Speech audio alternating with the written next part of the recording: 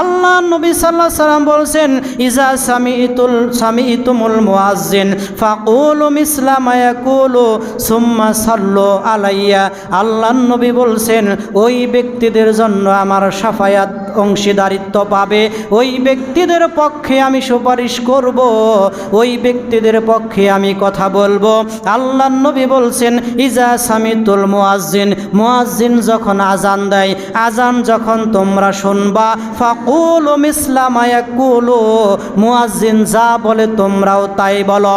মুয়াজ্জিন আল্লাহু আকবার বলবে, ও বান্দা তুমিও তাই বলো। মুয়াজ্জিন আশহাদু আল্লা ইলাহা ইল্লাল্লাহ বলবে, ও বান্দা মুয়াজ্জিন যেই বাক্যটা বলে তুমিও সেই বাক্যটা বলবা, তুমিও সেই বাক্যটা পাঠ করবা।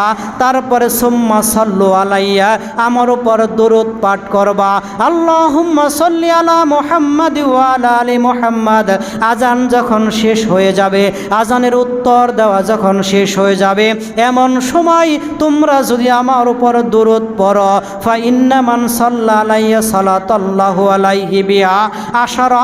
আল্লাহ নবী বলছেন, ও বান্দারা তোমরা যদি আমার উপর আজান শেষ হওয়ার পরে, আজানের উত্তর দেওয়ার পরে আমার উপর যদি তোমরা দরুদ পাঠ করো, আল্লাহ তোমাদের উপর 10টি রহমত দান করবেন, 10টা রহমত তোমার উপর নাজিল করে দেবেন।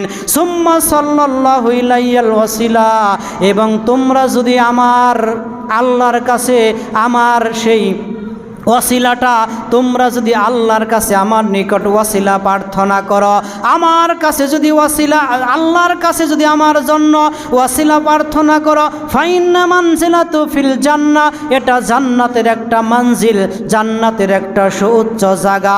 লা তাবগি ইল্লা লিআবদিন মিন ইবাদিল্লাহ, আল্লাহর কোনো এক বান্দাকে আল্লাহ এটা দান করবেন। এই ওয়াসিলা নামক জায়গা সবচাইতে জান্নাতের দামি একটা জায়গা। এই জায়গাটা আল্লাহর বান্দাদের মধ্য থেকে কোনো একজন বান্দাকে আল্লাহ দান করবেন। আল্লাহ নবী বলছেন, ও আরজু আন আকুনা লানা হুয়া, সাহাবীদেরকে বলছেন, ও সাহাবীরা আমি আশা রাখি হয়তোবা আল্লাহ আমাকে ওটা দান করবেন, আমি আকাঙ্ক্ষা রাখি হয়তোবা আল্লাহ ওটা আমাকে ছাড়া কাউকে দেবে না, আমি আশাবাদী আল্লাহ ওটা আমাকে দেবে। আল্লাহ নবী বলছেন, ফামান সালা লিল ওয়াসিলা হাল্লাত লাহু শাফা, কেউ যদি আমার জন্য আল্লাহর কাছে ওয়াসিলা চাই, তাহলে আমার উপর ওয়াজিব হয়ে যাবে কাল কিয়ামতের দিন, মুসিবতের দিন এই বান্দার জন্য সুপারিশ করে এই বান্দাকে জান্নাতে নিয়ে যাওয়ার। সুবহানাল্লাহ।